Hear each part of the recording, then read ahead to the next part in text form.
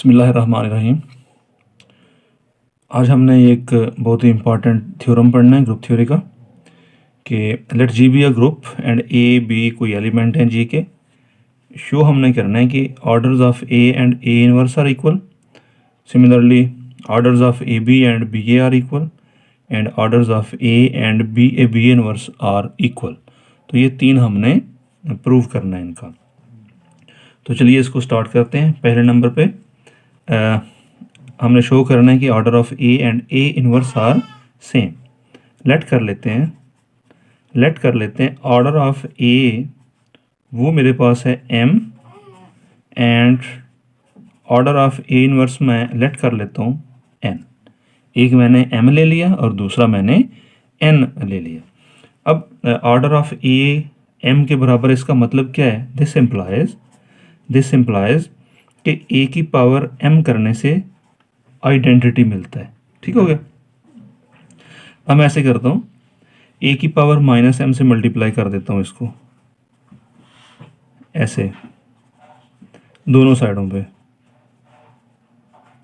पे मैंने a की पावर -m से मल्टीप्लाई कर दिया। अब देखें a की पावर -m, और जब इनको मल्टीप्लाई करने का मतलब ये होता है कि इनको ऐड करेंगे तो ज़ीरो आएगा। a की ज़ीरो का मतलब आइडेंटिटी, तो ये देगा आइडेंटिटी और ये आ जाएगा a की -m। ठीक हो गया। और साथ में आइडेंटिटी है तो ये a की -m ही रहेगा। सो दिस इम्प्लाइज मेरे पास ये बना a की पावर m और a की पावर -1 कर लेता हूँ और इसकी पावर m, ऐसे a की -1 और इसकी m is equal to identity. मतलब यहाँ पे मेरे पास क्या आ गया? a इनवर्स की power m is equal to identity. मैंने क्या लिया था? मैंने कहा था a की पावर m करें तो आइडेंटिटी, मतलब a का ऑर्डर m है, मेरे पास a इनवर्स का ऑर्डर m आ रहा है। ठीक हो गया। सो इसका मतलब ये, जबकि मैंने a इनवर्स का ऑर्डर तो लिया था n, यहाँ मेरे पास आ रहा है कि a इनवर्स का ऑर्डर m आ रहा है। अब इसका मतलब क्या बना? यहाँ लिख लें एक लाइन और, but order of a inverse is n। अब इसका मतलब ये बना दिस इम्प्लाइज कि n जो है वो m को डिवाइड कर रहा है। ठीक है, कि a का ऑर्डर भी m है, a इनवर्स का ऑर्डर भी m है, जबकि इधर मैंने कहा कि a इनवर्स का ऑर्डर n है। अब इसका मतलब यही बनता है कि n डिवाइड कर रहा है m को। ठीक है, उसका वो डिवाइजर है, n m को डिवाइड कर रहा है। इसका नाम लिख लें 1। सिंस हमें पता है कि ऑर्डर ऑफ a इनवर्स हमने क्या लिया हुआ है? n। इसका मतलब क्या है? इसका मतलब ये है कि a इनवर्स की ताकत हम n करते हैं तो हमारे पास आइडेंटिटी आती है। ठीक है, और इसका मतलब है a की power -n is equal to identity. अब a की पावर n के साथ मल्टीप्लाई कर दें दोनों साइडों पे, a की n, a की -n, a की n और आइडेंटिटी, तो a की n के साथ मैंने मल्टीप्लाई कर दिया। अब ये आइडेंटिटी आ गया और इधर आ गया a की power n। This implies a की पावर n मेरे पास आइडेंटिटी आ गया। ठीक हो गया। अब n मैंने क्या लिया? a का ऑर्डर मेरे पास आ रहा है n। मैंने क्या लिया था? मैंने कहा था कि a इनवर्स का ऑर्डर n है। अब ये a का ऑर्डर मेरे पास n आ रहा है, लेकिन बट जो ऑर्डर ऑफ a है वो तो हमारे पास m है। ठीक है, ऑर्डर ऑफ a तो m है, n ऑर्डर तो a इनवर्स का है। अब यहाँ से पता चला, दिस इम्प्लाइज, जैसे हमने ऊपर लिखा कि m डिवाइड्स n। ठीक है, अब इसका मतलब ये बनता है कि ऑर्डर ऑफ a n भी आ रहा है, ऑर्डर ऑफ a m भी आ रहा है। तो इसका मतलब ये बना कि m n को डिवाइड करता है। तो मैंने वही लिखा कि m डिवाइड्स n। इसका नाम लिख लें 2।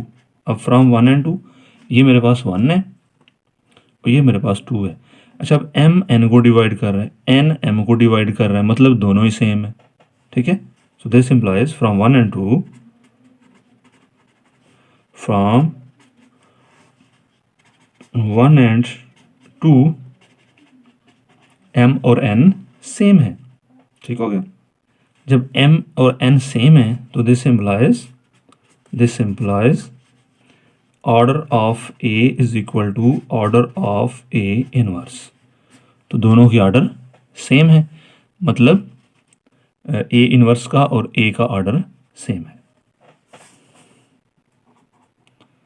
अब दूसरे का प्रूफ करते हैं हम।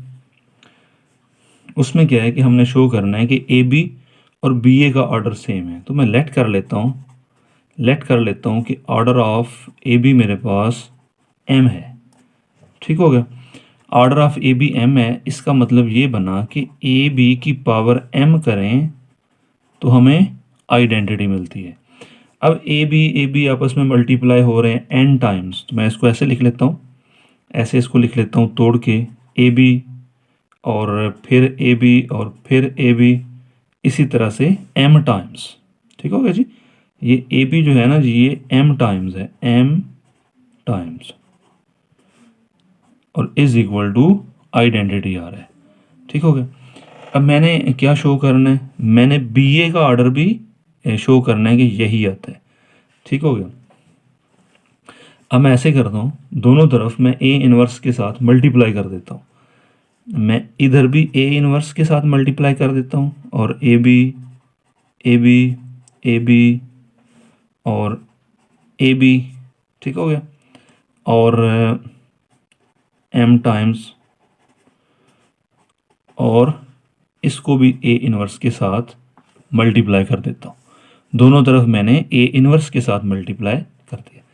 अब ये ए और ए इनवर्स आइडेंटिटी आ गया, ये बचा बी ए, ये बचा बी ए, और इस तरह से बी ए आते जाएंगे, बी ए, और एंड पे ये बी रह जाएगा, ये वाला, ठीक है।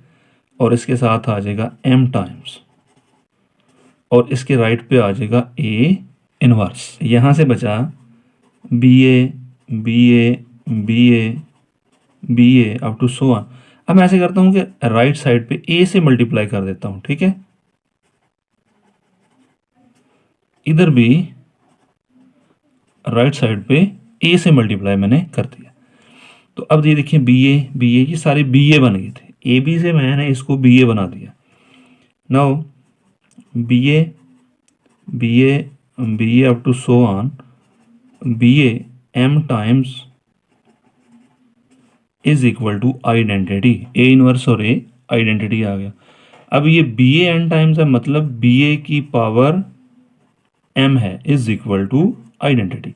मेरे पास क्या आ गया, मैं लेके चला था ए बी की पावर m आइडेंटिटी, मैंने साबित कर दिया कि बी ए की power m is equal to identity. So this implies order of B a m है, order of a b m है। So this implies order of B a and a b are same. This implies order of a b is equal to order of B a. Number 3, इसमें हमने क्या show करना है, हमने ये show करना है कि order of A is equal to order of B A और बी इनवर्स, इन दोनों की ऑर्डर सेम है, ये हमने प्रूव करना है। तो हम लेट कर लेते हैं, let order of a m है and order of b inverse is n। A का मैंने ऑर्डर ले लिया m और दूसरे का ऑर्डर मैंने कर दिया n। अब जिस तरह हमने पहला किया था उस तरह से हमने इसको भी प्रूव कर देना है।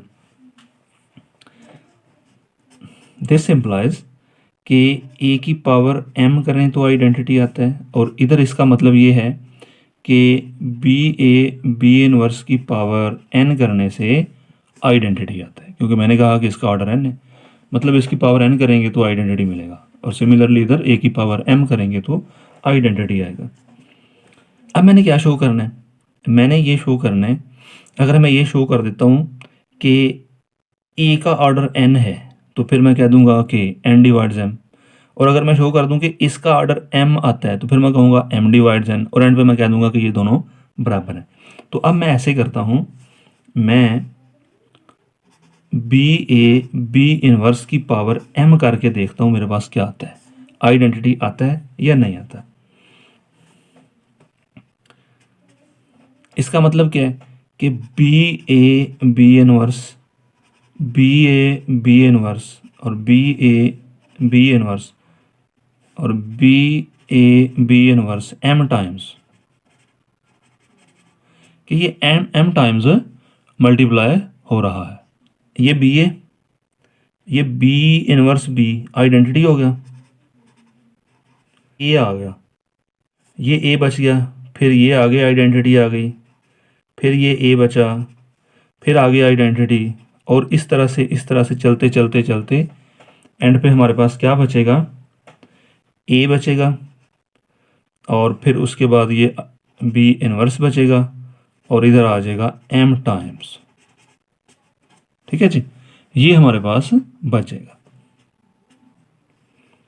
आइडेंटिटी। तो जब मल्टीप्लाई होगी तो ए ही बचेंगे, बी ए और इधर बी इनवर्स और m टाइम्स। ठीक हो गया जी, बी और ए m टाइम्स है। ठीक है, तो ए की पावर m आ गया, साथ में बी इनवर्स आ गया। नाउ ए की पावर m क्या है, आइडेंटिटी। ये देखें, ए की power m is equal to identity, तो इसकी जगह मैं आइडेंटिटी लगा देता हूँ, बी इनवर्स। इसका मतलब बी इनवर्स और बी इनवर्स कितना होता है, आइडेंटिटी। अब मैं क्या लेके आ गया, से दिस इम्प्लाइज मेरे पास क्या आ रहा है कि order of b inverse is m। मैंने बी इनवर्स की पावर m की है और मेरे पास आइडेंटिटी आया, मतलब बी इनवर्स का ऑर्डर m है। लेकिन जो हमने लिया हुआ है, but order of b inverse ये तो n है। अब इसका मतलब ये बना, this implies n divides m। ठीक है, n m को डिवाइड कर रहा है। अब हमने ये शो करना है अगले में कि m n को डिवाइड कर रहा है, तो फिर ये दोनों को बराबर कर देंगे। सिंस बी इनवर्स की power n is equal to identity, यानी बी इनवर्स का ऑर्डर हमने n लिया हुआ है, आइडेंटिटी दे रहा है। अब इसका मतलब क्या है, इसका मतलब ये बन रहा है कि b inverse n times multiply हो रहा है, इस तरह से बी इनवर्स n टाइम्स। ठीक हो गया, और ये हमें आइडेंटिटी दे रहा है। अब देखें, जैसे हमने पहले किया, ये बी इनवर्स और बी, तो ये आइडेंटिटी आया, ये बचा ए, बी इनवर्स और अगला बी, फिर आइडेंटिटी आया, फिर ए आएगा, इस तरह से चलते चलते चलते ए और बी इनवर्स ये बचेगा n टाइम्स, और इधर आएगा आइडेंटिटी। ठीक हो गया। Now b a b inverse n times is equal to identity. अब a कितने टाइम्स है, n टाइम्स, तो a की पावर n साथ में b इनवर्स आइडेंटिटी। हमने ये करना है कि राइट साइड पे b से मल्टीप्लाई कर दें, a to the n b inverse b से मल्टीप्लाई कर दिया, राइट साइड पे क्या बचा, ये आइडेंटिटी आ गया और इधर आ गया b। अब यहाँ से a to the n is equal to b। ठीक, अब ऐसे करें, लेफ्ट साइड पे b इनवर्स से कर दें, b inverse b a to the n और इधर भी b इनवर्स b, ये आइडेंटिटी a की पावर n और इधर आइडेंटिटी a की power n is equal to identity. अब यहाँ से क्या हमें पता चला कि a का ऑर्डर n है, लेकिन पीछे हमने क्या कहा था कि a का ऑर्डर तो m है, but order of a is m। ठीक, this implies m divides n। ठीक है, एम एन को डिवाइड कर रहा है, इसका नाम भी लिख लें इक्वेशन नंबर 2। और पीछे जो मैंने कहा था वो थी इक्वेशन नंबर 1। तो from 1 and 2, from 1 and 2 we get m is equal to n। अब m और n इक्वल है, this implies order of a and order of b inverse और इक्वल। ठीक है जी, यही हमने लेके आना था। तो मैं उम्मीद करता हूँ आपको समझ आ गई होगी। फिर भी अगर कोई प्रॉब्लम हो तो आपने कमेंट करके लाजमी पूछना है। अल्लाह हाफिज़।